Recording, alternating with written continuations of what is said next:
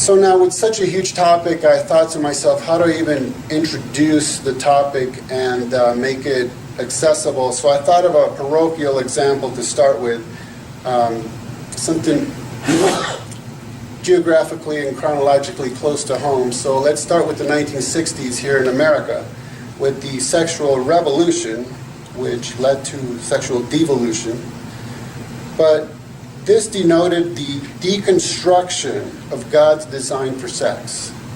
And now deconstruction, that's going to be the key term for everything that I'll be presenting to you tonight, so keep that in mind.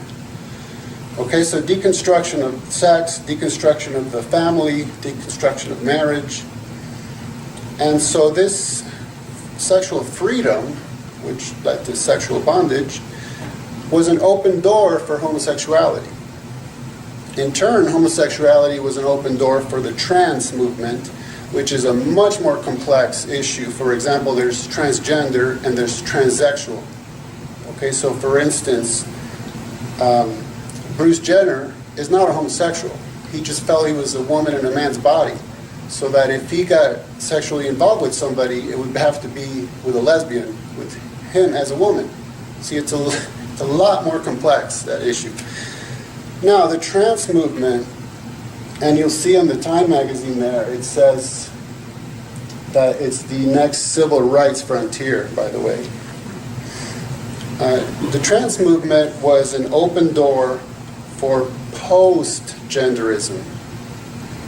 That's something that's brewing behind the scenes in our culture. And it deals with issues of hermaphroditism and androgyny and beyond, as we'll get to in a minute. And so this is the ultimate deconstruction, not only of sex now, but of gender. And when you're deconstructing gender, you're getting a lot closer to deconstructing God's design for humanity in the first place. That which is a human being is being deconstructed. Now, in the theological concepts of reincarnation, of course, there's transgenderism, because you could be reincarnated as a man and next time as a woman, so you could be both throughout your lifespan. And of course, the cyber world of online, I could get myself onto a website, sign in with a woman's name, and I could interact with people. They would just think I'm a woman, so I could play that part. Also in games such as Sims and all kinds of virtual reality games where you could be your opposite gender if you want to. And so I was not surprised at all. Here's something very popular in the culture, is this idea of very intimate human with robot relations. And I was not at all surprised to hear Ray Kurzweil. Who is Ramona? Talking about Ramona. Well, this is a project that started a number of years ago. She's a female, she's my female alter ego, and we'll have virtual bodies in these virtual reality environments, particularly when it's through the nervous system. When we have nanobots in our brains that can shut down the signals coming from our real senses, replace them with the signals that your brain would be receiving if you were in the virtual environment, then it'll feel like you're in that virtual environment. But your body doesn't have to be the same body that you have in real reality. A couple could become each other, for example. And so I wanted to demonstrate how you could do that. So, well, in virtual reality, you can be who you want to be. And you can be where you want to be and with whom you want to be.